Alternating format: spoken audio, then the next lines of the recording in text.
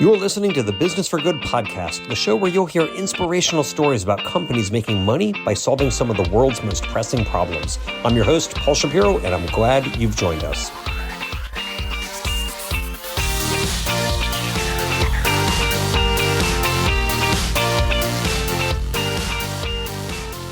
Welcome, friend, to episode 171 of the Business for Good podcast. If you've been listening to this show for some time, you probably already know that virtually none of the plastic that we use, even if you throw it in the recycling bin, is ever going to be recycled. In short, making new plastic is just cheaper than recycling used plastic. Plastic pollution is one of the defining environmental challenges of our time. Microplastics are now found in our oceans, our soil, our drinking water, even in our bloodstreams. But what if we could make high-performance materials that look, feel, and function like plastic without being plastic at all? Enter Xampla. Born out of the University of Cambridge, Xampla is a material science innovation company that's developed a new class of plastic-free, fully biodegradable materials that offer a drop-in replacement for the most polluting types of plastic. Their flagship line, which is known as Morro, that's M-O-R-R-O, is made from natural plant proteins like those found in peas, potatoes, sunflowers, and many other sources. It's already launched in the market with global brands for food service packaging, and it's able to eliminate, as I said, some of the most polluting plastics in a whole range of products, from barrier coatings for paper, microcapsules in personal and home care products, and soluble films for home care and edible applications. In this episode, I'm joined by Xampla's CEO, Alexandra French, a veteran of the chemical and materials industries with more than 25 years of global leadership experience. Since taking the reins of the company in 2023, Alexandra has been leading Xampla through its next chapter, moving from a world-changing lab discovery to a commercially scalable solution. We talk about how Xampla's technology works, the environmental promise it holds, and how Alexandra is navigating the complex journey of building a startup at the intersection of science, manufacturing, and sustainability. We also explore the company's recent commercialization and the licensing business model it is pursuing. I'll let Alexandra tell you the rest. Let's dive in.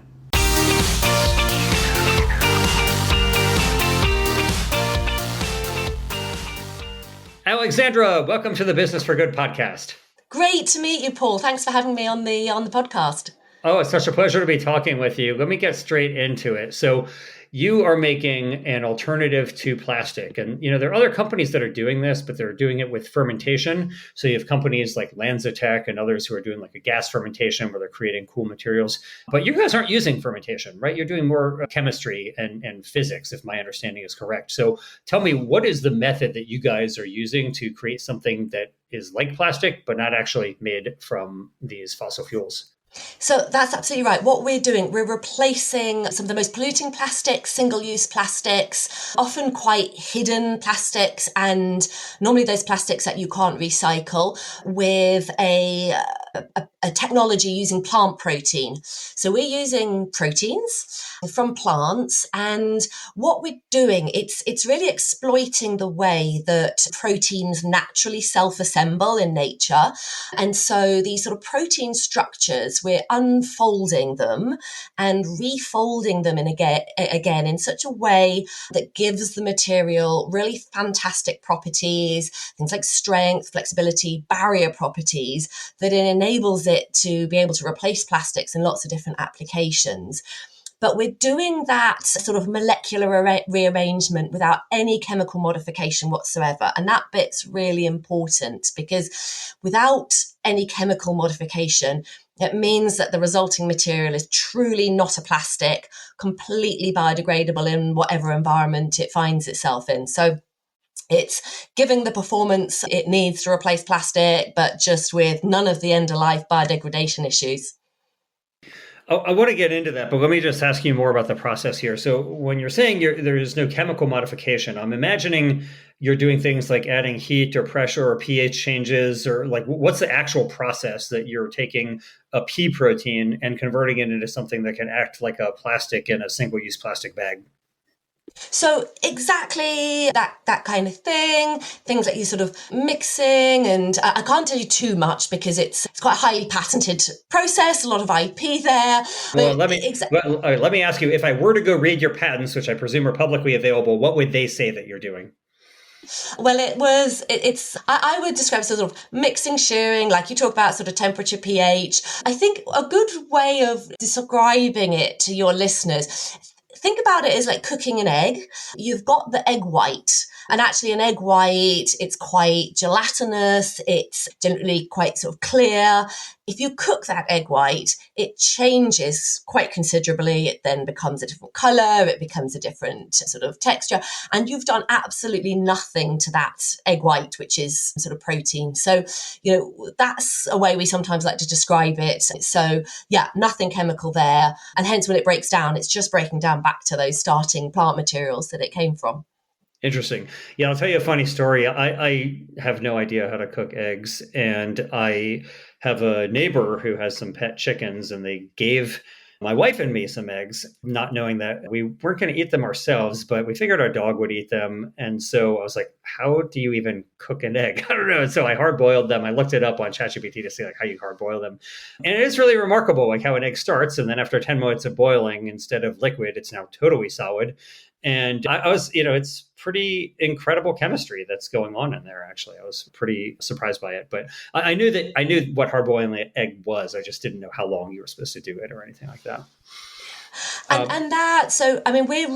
We stay really true to that side of no chemical modification, and to make sure that our materials are truly, truly plastic free. Yeah.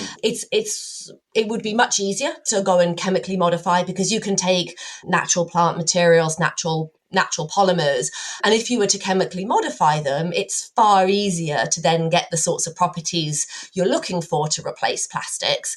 But that's what I think really makes our technology unique is, we're very true to that. We will not compromise on that chemical modification element, because once you do that, you're essentially turning your material back into a plastic, because you could take a plant, chemically modify those plant materials, and it would then be considered a plastic. Certainly under things like the Single-Use Plastics Directive, the definitions we have in UK, Europe for that, it's that chemical modification piece that's really key.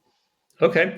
So you're talking about it not biodegrading. Before we get into that, let's talk about what the plastics are. Because to most people, plastic is plastic. But of course, there's lots of different types of plastics, right? Different types of plastics are used, let's say, for making a single-use plastic bag versus the plastic that's in your computer versus the plastic that's in, I don't know, let's say like your iPhone or whatever.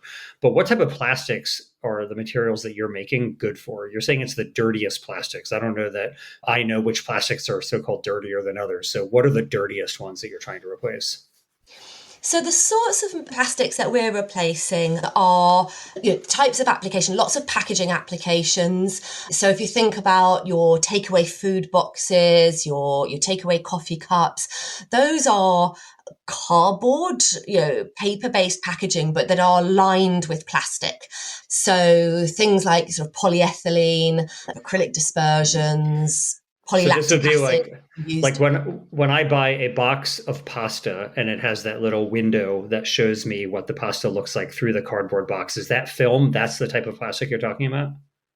So at the moment, we're really focused on coatings onto paper and board. So these are then things like your takeaway food boxes, your coffee cups. So what is sort of nominally, or people might think of as a cardboard based packaging, and they think, great, I've got, my takeaway, my pizza, my burger, whatever is in a cardboard box. This must be great. But actually a lot of sort of consumers aren't aware that cardboard is lined with plastic, and that plastic is then preventing that box or that cardboard from either biodegrading, being able to be composted, or being recycled. So that's kind of double whammy, because you then can't recycle or compost the cardboard part of the packaging either. So it's those types of applications, so typically packaging. We also have applications that are film based, like you were describing, but the film technology that we've specifically developed our films to be soluble and to replace polyvinyl alcohol in applications like your dishwasher tablets, your laundry pods. So if your listeners can picture, dishwasher tablets, they're typically wrapped in a plastic film. You put the whole thing, or your laundry pod, you put the whole thing in your dishwasher, in your washing machine, and that plastic seemingly disappears to release the dishwasher tablet or the laundry detergent. But that PVOH isn't disappearing. So we've got a film that is soluble, again, completely made from plants, no chemical modification to replace those types of plastics.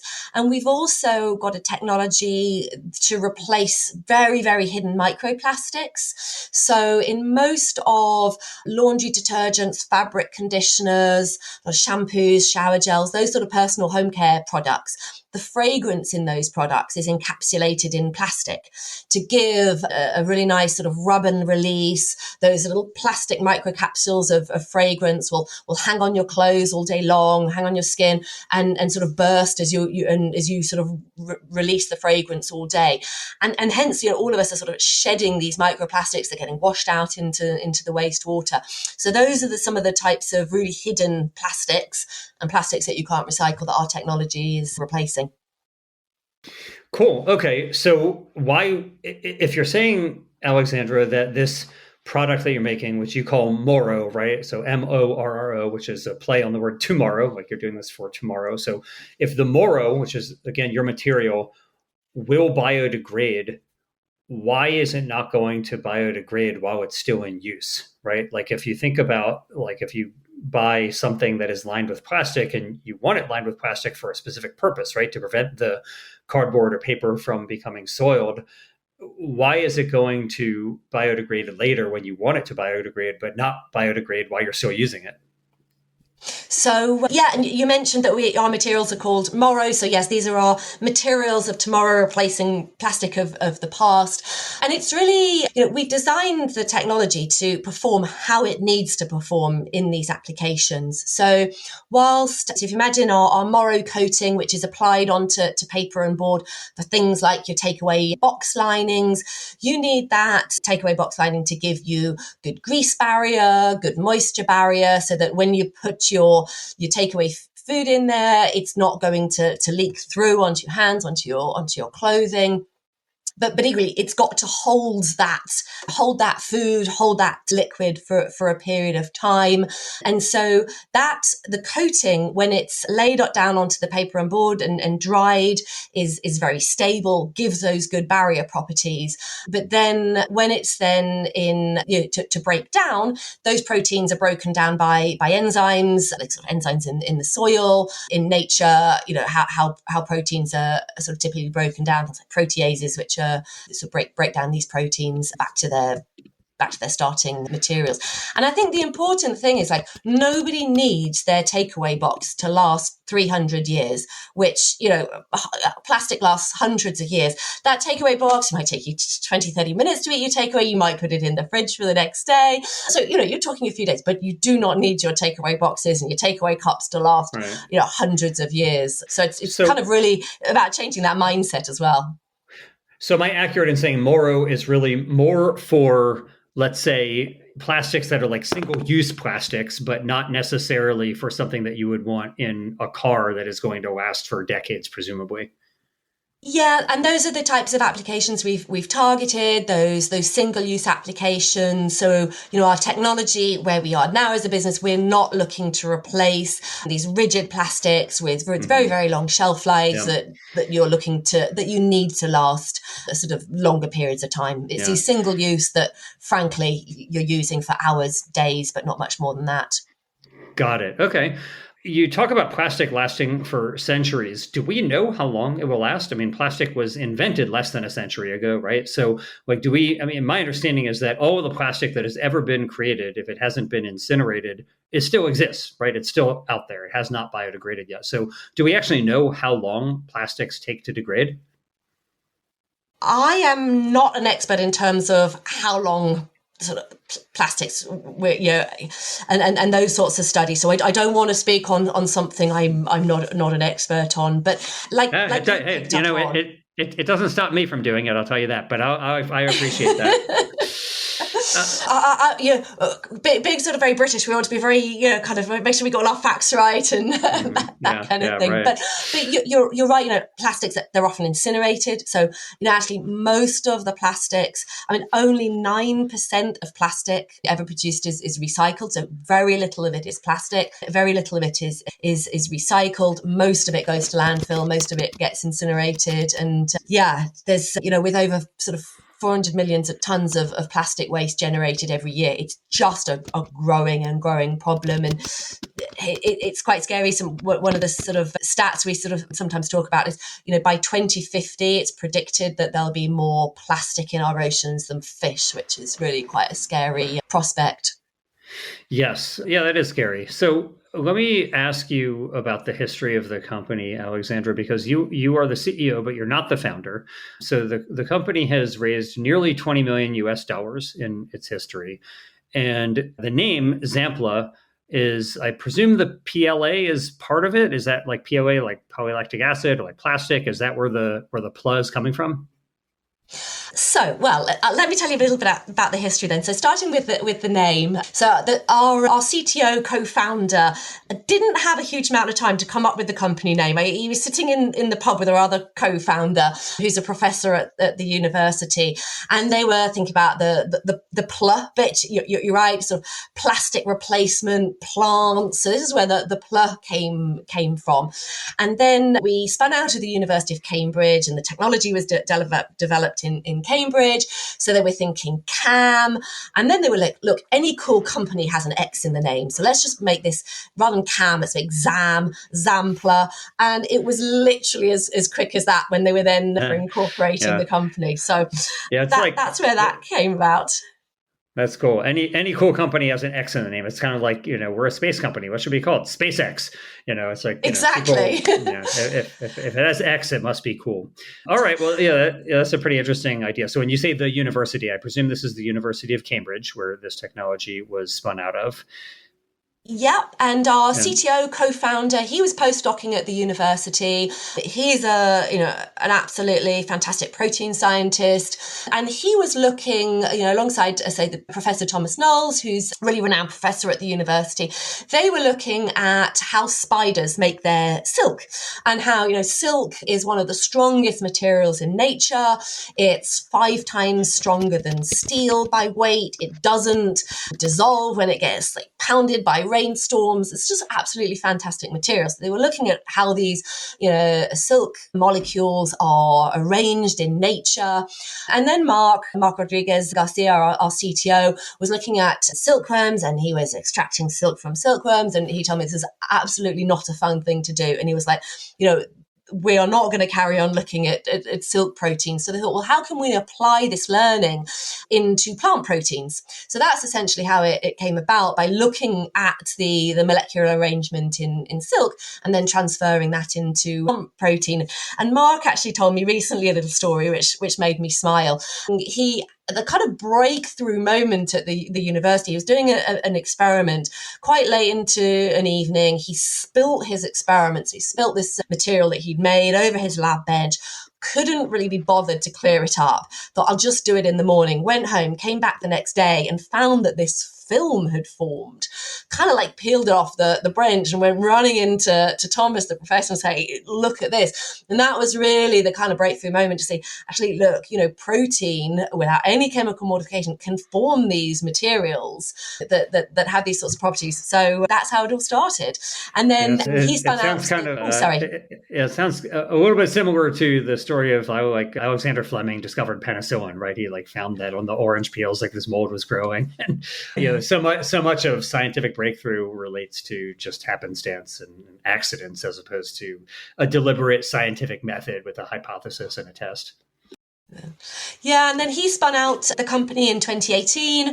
We had our first employee start in the early 2020. So really the last 5 years, we've grown from literally 1 or 2 employees in a little lab to we are 40 people now in the company, and just launched product into market, which is really exciting because it's just great to be able to have this technology actually in the hands of kind of end consumers, being able to replace some of this plastic in the real world. That's really great. Congratulations. Yeah. So I know that you've partnered with certain companies. I believe I'm pronouncing them correctly, like Britvic and Gausto.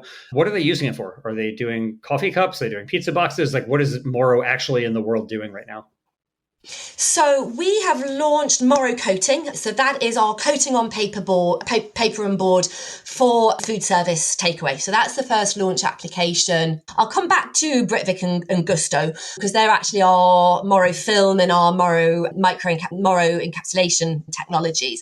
But in terms of the film, so we've launched that with a company called Just Eat Takeaway. So listeners across Europe, I think will have heard of Just Eat. In the US, they're like, I think you've got companies like DoorDash, so your home delivery, food takeaway delivery type company where your food is delivered from a restaurant to your home in a takeaway box. So we've partnered with a big global paper packaging company called Huhtamaki. They're sort of one of the sort of biggest in food service packaging, who in conjunction with the N brand Just Eat have used Morro coating and launched that for takeaway boxes into market.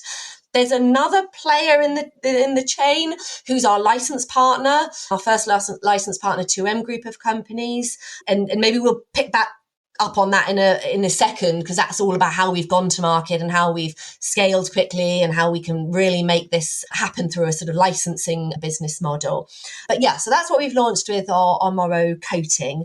Gusto, the company that you mentioned, this is a home delivery, food delivery. Fresh, I think, is a company maybe in the States that listeners may be familiar with, where you get a meal box delivered to your home, all the ingredients you need to cook your meal at home.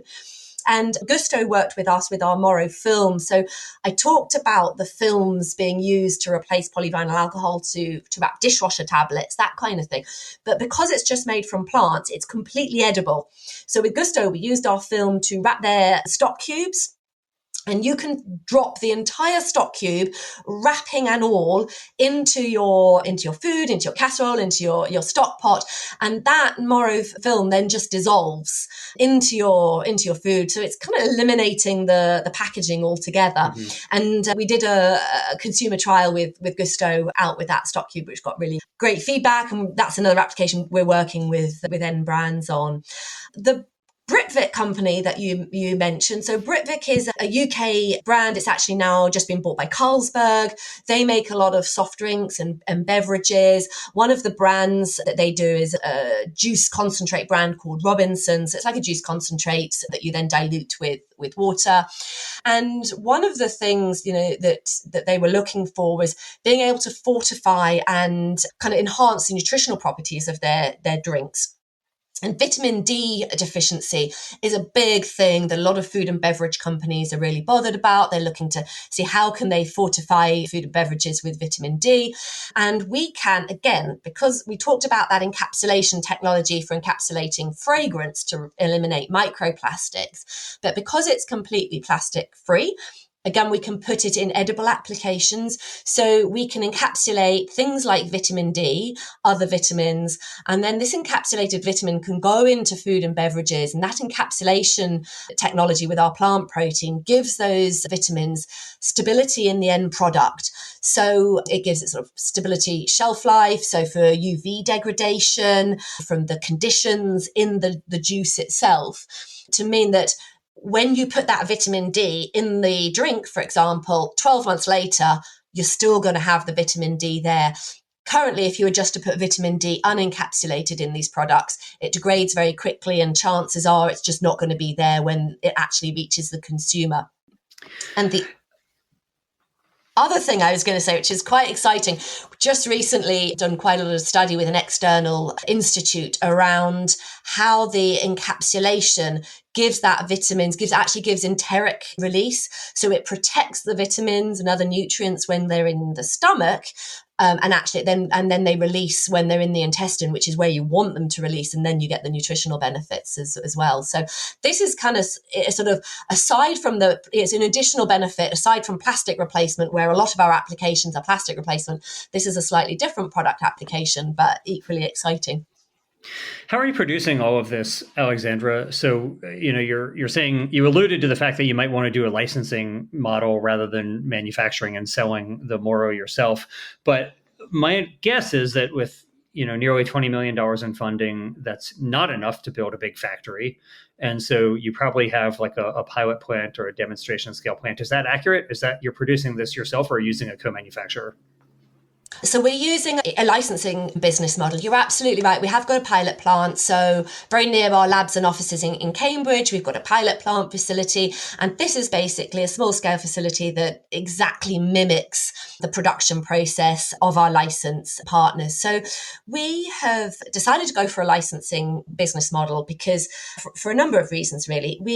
It's really important to be able to scale a technology. There's sort of loads of great ideas out there and fabulous entrepreneurs doing really great things. But actually, if you can't get your idea into market, you need to be able to make it cost effective. You want to get it out there quickly. You need to be able to make it at scale. And for us, with our coatings, we're talking like tons of coating material, thousands of tons of coating material a year. So what we do is we license the technology. So that's licensing, our really comprehensive patent portfolio, the know-how, sort of expertise, training, all of that to people, companies who are already really experienced in manufacturing.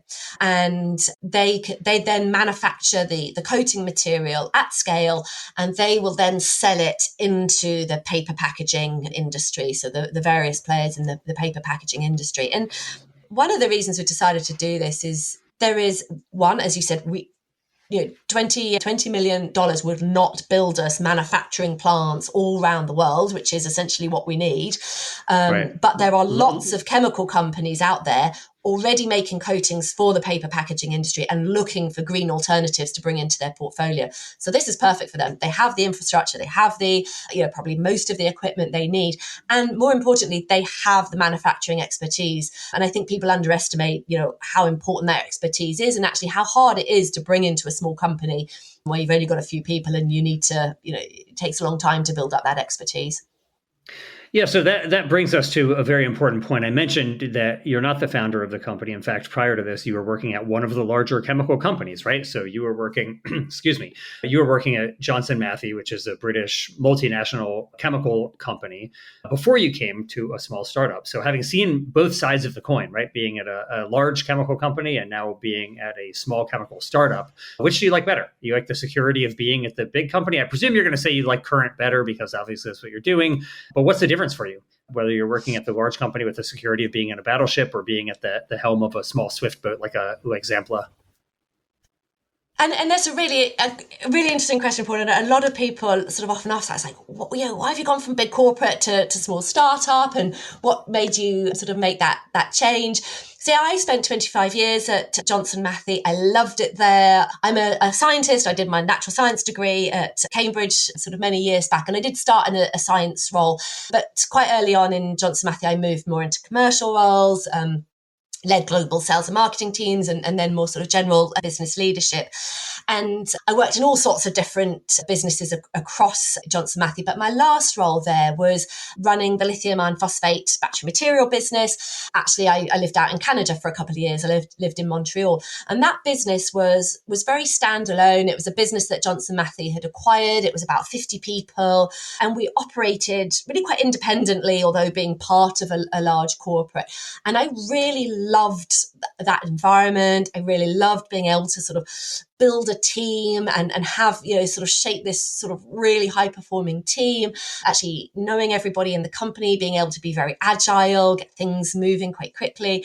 And I think it was that point in my career where I thought, this is the type of environment, the type of business I really want to be in. So fast forward a few years, when I was then thinking about my next role, this was one of the things that sort of shaped my decision and why I joined Xampla. There were kind of a few other key reasons as well, but I'd got a taster of what that sort of smaller business looked like. So yeah, that's how I ended up. And I think from that Johnson Matthey experience, it's and sort of with quite a lot of manufacturing sort of background and experience at Johnson Matthey, it really kind of gave me that knowledge that it's much harder than people think to scale and go big and build manufacturing plants than people perhaps realize, hence the licensing business model.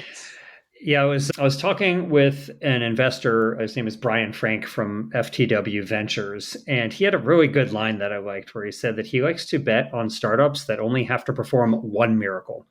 And he said, if you're a startup and you need to first invent a new technology, that's one miracle right there. But then you also have to become good at industrial manufacturing, which is an entirely different skill set. That's a second miracle. So, it would be better to just pick one. Are you really good at manufacturing, or are you good at invention of technology?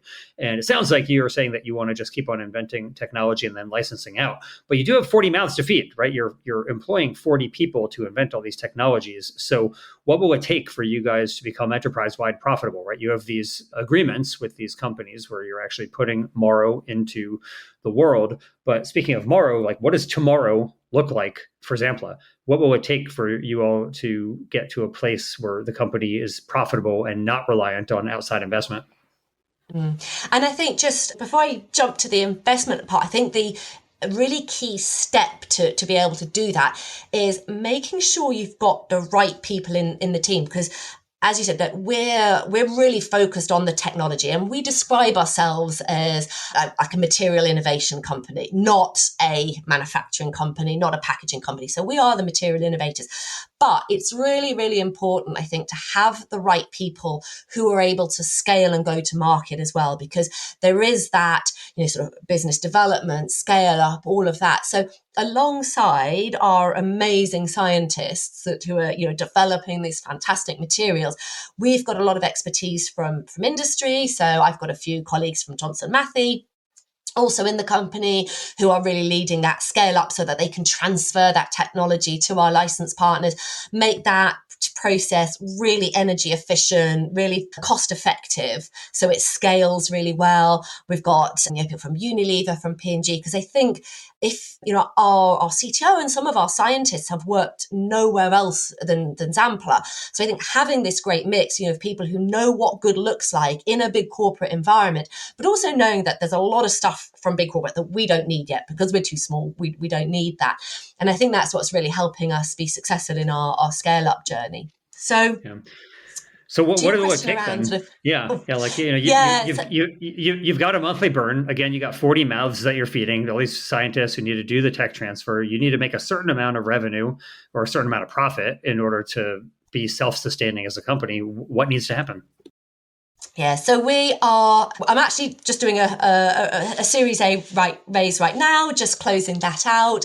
And that for us should get us to cash positive, because we're now just, revenues are just starting this year, ramping through this year, and then ramping up over coming years alongside our Series A raise. So, this is kind of a nice outlook to be, and you never say you never need to raise again. A startup is always looking at sort of like the next raise, but this raise should get us to cash positive. We've got tons of ideas as well. So our CTO is like, other applications that I've not even talked about. So, we're likely to need to go out again, but this Series A puts us in a really good position alongside the ramping of revenues that are just starting this year.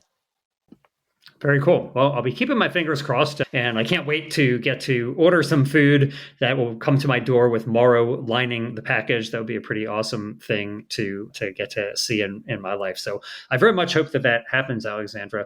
Let me ask you about resources that have been helpful for you. You talk about going from a big corporate to a small startup. Was there anything that you read or saw or listened to that might have been helpful in your journey here as a new CEO for a startup? Well, one of the things that I always think is really important, it's something I'm sort of really passionate, is around developing the people, developing the team. You can have like great idea, but it's actually, an entrepreneur that also can really develop a team and grow and shape those people is really key. And I started doing quite a lot of coaching when my time in Johnson Matthey, and I spent put some sort of time in terms of developing that further. But it's something I like to bring a lot into my work, and I sort of helping my leadership team be really sort of strong at developing their team. A book that I love, I think it's really accessible to people, even if you've not done formal coaching, you're not really sure what coaching is about. This book is sort of really accessible. It's called The Coaching Habit by a chap called Michael Bungay Stanya, and he shapes these really on the face of it, very simple 7 questions that are really powerful and just really help your team be their absolute best. So I've lent it to a lot of my team who've kind of really enjoyed it. So that's something a book that I'd recommend to sort of entrepreneurs, and sort of stress the importance of, don't just think about the fantastic technology developing, but also think about the team that you need to build, because it's going to be that team that's going to help you make it a success as well.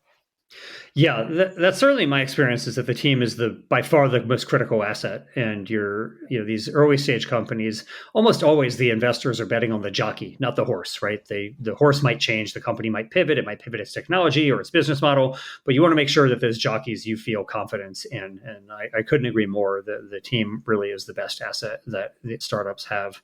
So we'll include a link to that book, The Coaching Habit, at this episode's show notes, which is at businessforgoodpodcast.com. We'll also include links to other past episodes we've done with cool similar companies, whether Footprint or Bolt Threads, which is doing spider silk. So we'll include those as well. But Alexandra, let me ask you finally if there are any other companies that you wish existed, right? So I imagine that you are tackling an important part, but a small part of the plastic problem. Even if you all are wildly successful, it still is not addressing a huge part of the plastic universe. So are there other companies that you wish would exist that maybe somebody listening should think about starting themselves? Well, one thing that I wish did exist, and if I can answer slightly, it's not a company, but it is something that would really, really help a lot of companies like us who are doing things with natural polymers to create these materials to replace plastic. So the thing I wish existed is a kind of global standard, a sort of a recognized standard that's certified plastic free. Because one of the biggest problems that faces what we're doing is around greenwashing and frankly, just really, really confusing messaging for people like you and I. When you see something, there's so many claims that are made, things that claim to be plastic free, claim to be compostable, claim to be fully biodegradable, that frankly just aren't. And it makes it really, really hard for the general public to be able to make the right choices because of this sort of misinformation. So I would love a body, to create this international standard that certify something's plastic free, truly plastic free, to make it really easy for consumers. It's one of the reasons that we developed our Morro brand and our Morro mark, because we want consumers, when they see that Morro mark sitting alongside their favorite M brand on their packaging, to know, hey, when I see that Morro mark, I know I've made a really great choice for the planet, because ultimately we want to make sure that our solution makes it really, really easy for brands and consumers to make that great choice. So that, not quite a company, but that's something I would really wish for. So if anyone listening would like to help me get this sort of recognized certifying plastic free, get in touch, and that would be great to talk. Yeah. Cool. Yeah, that sounds like a good idea. I remember I saw there was something like a plastic-free standard by Control Union Global. I don't really remember what it was, but it sounded like what you were talking about, but maybe that's different. But I'm not sure if you've heard of that or not, but we will include a link to it just in case people want to look into that at this show's show notes for this episode at businessforgoodpodcast.com. Have you heard of that one, Alexandra? Is that one? I haven't heard of that one. I'm going to go. I say I don't. There was one that I don't know whether you've heard of Flustics. So Flustics was a standard that it isn't plastic free. It sort of started out trying to be that. It's now more around sort of less plastic. But again, it's quite confusing because, this Flustic standard, it now isn't saying it's a plastic free standard. But I'm going to look up this one. Control Union, you say. I'm going to look this up. Cool. Yeah. Okay. Very cool. Well, listen, Alexandra, I'm rooting for your success. It's really cool what you all are accomplishing and what you're doing. Congratulations on getting past the technology invention stage and actually getting it out into the world and commercializing. So many companies are really good at inventing something in the lab, but they just can't make it work and get it actually across that finish line. Well, not the finish line, but really across the start line, I guess, into the world and start making revenue. So congratulations on bringing Xampla that far so far. And we know that you're going to raise your Series A and keep on going and doing even more. So I'm grateful for all you're doing, Alexandria, and we're looking forward to seeing more of your success in the tomorrow. Thank you. Yeah, no, it's been great talking to you, and we're just super excited, as you say, get our product out there into the hands of consumers, just to see, it is absolutely possible to replace plastic without having to compromise on performance. Very cool. Thanks for listening. I hope you found it useful, and if you did, please let the world know. Leave the show a 5-star rating on your favorite podcast app and share the episode with your friends. Who knows? Maybe you'll inspire one of them to be in the business of doing good themselves.